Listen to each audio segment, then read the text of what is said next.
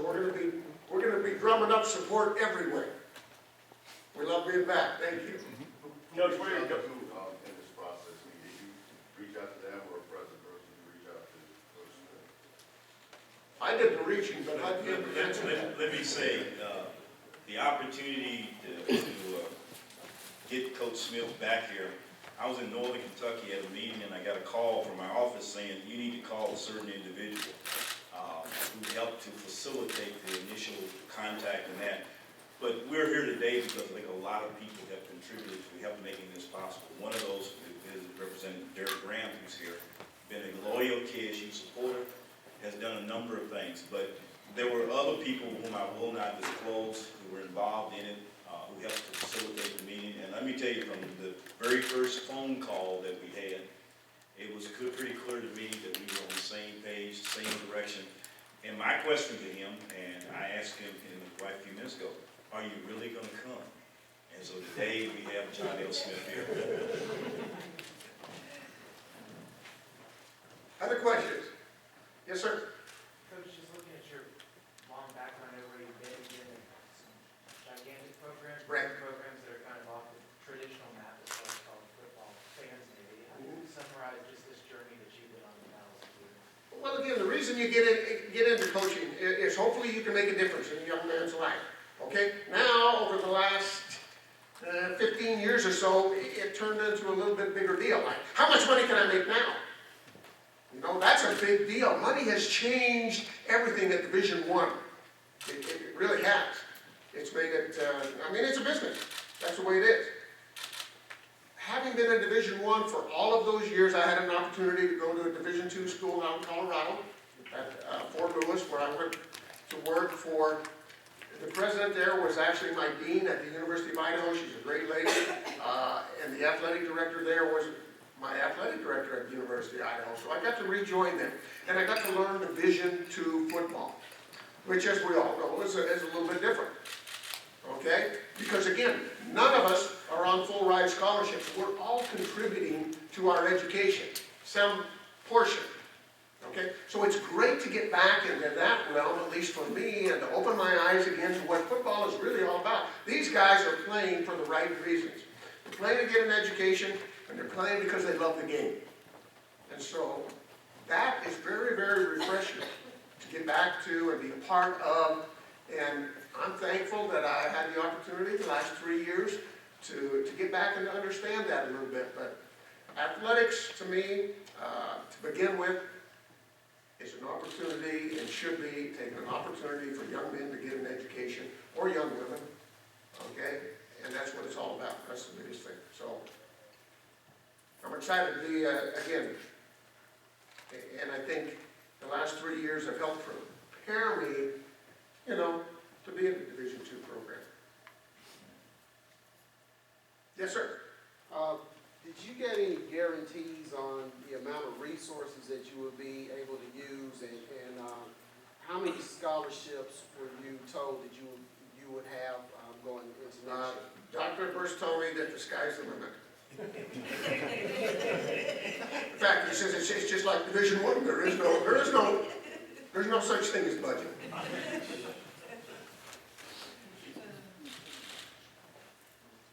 No, but here's the deal, okay? We did talk about his support, and what he wanted to do with this program, with this university, and I know with that support that I can go in, sit down, we can discuss, talk, and then of course I'm surely expecting him to give me whatever it is I want. Yes, ma'am.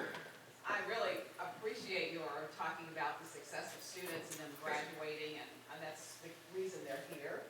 And so what are some of the ways and some of the key services that you use to ensure that our student athletes take part of the campus and their success academically? Okay, we have to become a part of the community as well. Now, that not only the campus community, but the community of Frankfort, okay? So hopefully in the spring that we can develop a kids clinic to start working more with the community, get us all involved a little bit with the community and the campus. But our academic success is going to be nurtured by a boot, okay? yes, you could put, fear motivation is a big part of it. And the other thing is that we're gonna demand from these young men, okay, a lot. And we let them know that they are blessed individuals to have the talent they have, to have the opportunity they have, to get an education. So you're gonna respect that blessing, and you're gonna answer the call of that blessing by getting up in the morning, going to work, and that means not only athletically, that means going to class. So, the demands are gonna be placed there, that if you don't answer those demands and you don't do those things, then you're not gonna be in the program. Okay, you're just, some guys will wash out.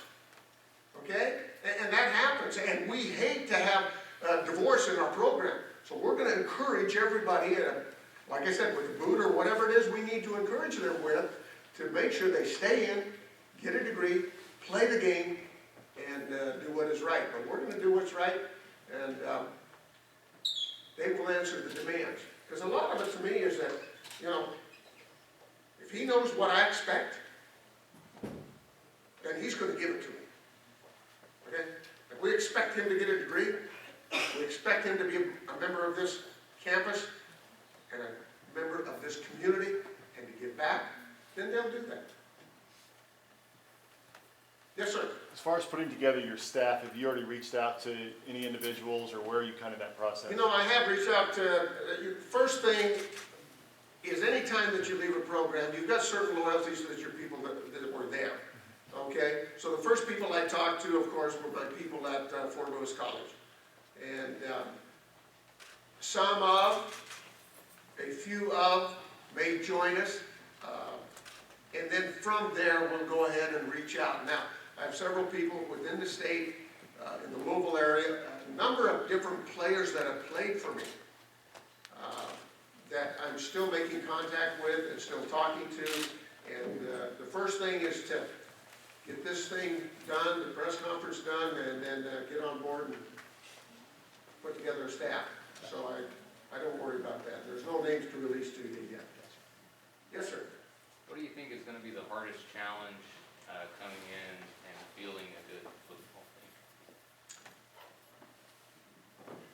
Well, as I look at it, I don't know what the hardest challenge is. I think in any time that you take over, it's just making sure that these guys understand, okay, that there's going to be a lot of tough love. But they have to understand that we do love them, okay, and that we are going to demand. So anytime that you change over, and that change, some people will buy into the change, some people may not buy into the change. And that's when we might have to separate, okay, which we hate to say. But the biggest thing is for everybody here, that is here right now, to buy into this change and to what it is we're going to get done. Okay, and then turn around and sell that.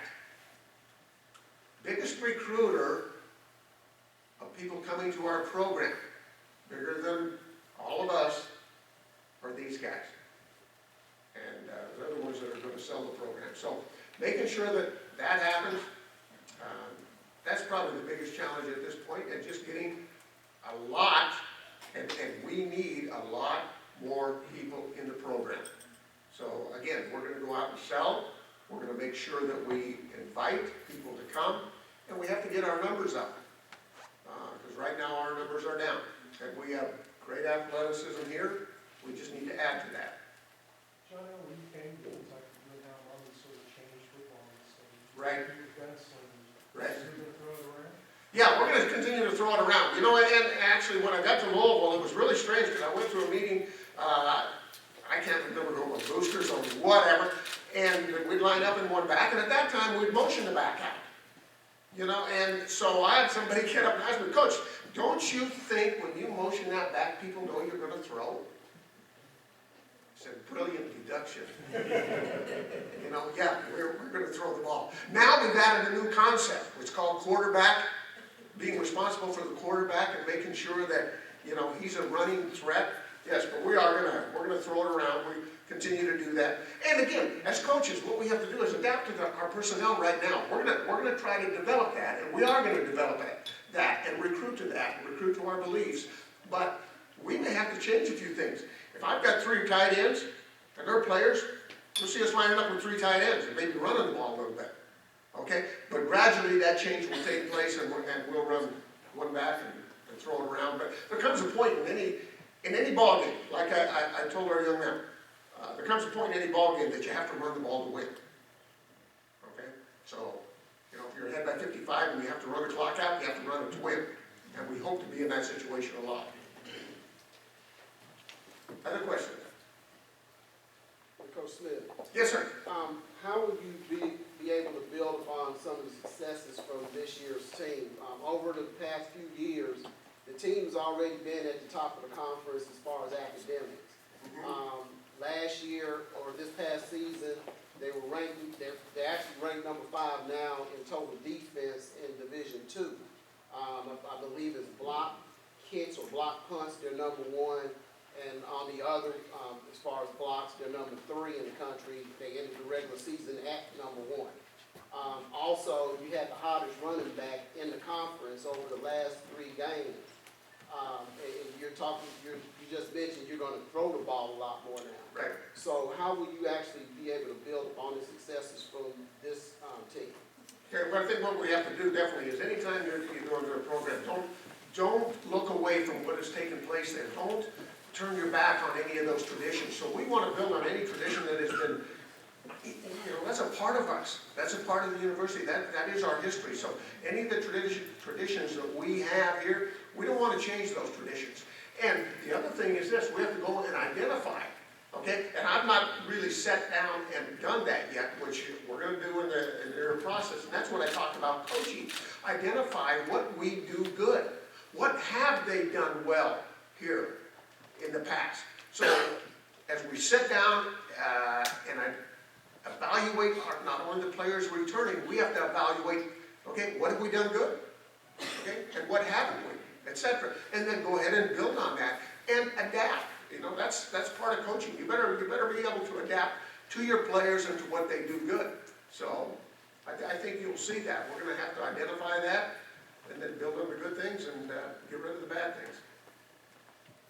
Yes, sir. When you first made that move to Division II, curious, did you think perhaps you were done coaching? You read that road, and also now, obviously, you know, the lack of enthusiasm. How much do you have left in the tank now, looking ahead? Well, the great thing about a change is it's like this, it charges your battery. Okay, and when you get fired up, I might be too charged up, I don't know. But it'll recharge your battery. But in leaving, okay, at that point I left the University of Arkansas and I was going back to work for friends, very close friends, who asked me to come back. They had won one game in 2 years. Okay, this last year we left with a 7-4 record, which ties I think their all-time winning record. Long story short, never thought I was going to leave coaching, but again, it was for us a chance to just maybe step back, take a breath, okay, and continue to do the things that you love and see a little different program. Now, I had been on the 1AA program, which in the past operated under 65 limit, so I was used to splitting the scholarships and working, trying to double your numbers with the amount of money you have and all of those things, and working on a shoestring. Okay, Division II, and everybody can speak to this, some more so than others, work without as many funds as you'd like, and as much as you'd like.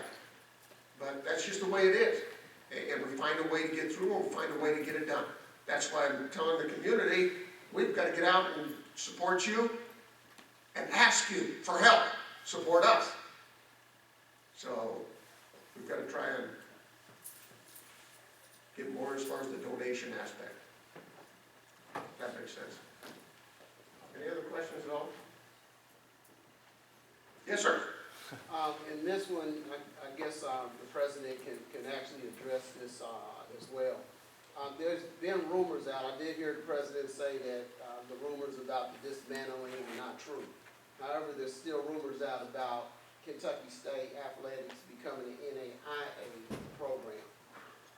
How would that affect your decision to come here to Kentucky State? And I guess first of all, we need to find out if that's true or not. Well, yeah, I guess I better step back before I answer that. If I guess I can help you. I don't know. Here's what my assumption would be, that he's gonna evaluate the situation. If going to an NAIA program benefits this university and makes us better, then maybe that's a move that he makes, but I'm sure that, you know, he's gonna evaluate that. I mean, you're talking to a guy that's very, you know, intelligent, number one, okay, so he's not gonna make a decision that's a wrong decision for this university. I'll let him answer that. I guess if the answer to that is like with all decisions of Kentucky State is, we'll make the decision which is in the best interest of the institution. And we do that after we have all of the facts, the information, and have vetted that to be able to come to some conclusion. So let me, you know, in terms of where we are now, no decision has been made or any of those things. Only recently did we get a functioning athletic committee back up and operating, and the athletic committee will debate that and all the other decisions it needs to make and provide a report on which we will act. Don't you look at this program, I mean, people from that, don't you look at this program as a program with a big upside? Yes, I do too. And coming in here, I mean, you don't know what you don't have until you don't have it, right? Okay, well, this program has a lot. I mean, there's a big upside here. I mean, we're in the capital, okay? We are a university, okay, and a state university. And there's people in this state love their athletics, okay? And we just need to get, which we will do, get more students, more players, more grades and more wins.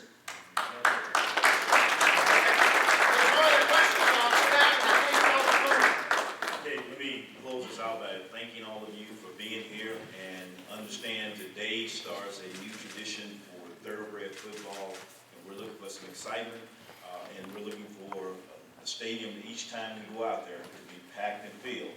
But more importantly, at the end of the day, we're looking for these young men to be winners. Winners on the field, winners in the classroom, and winners in life. So thank you all.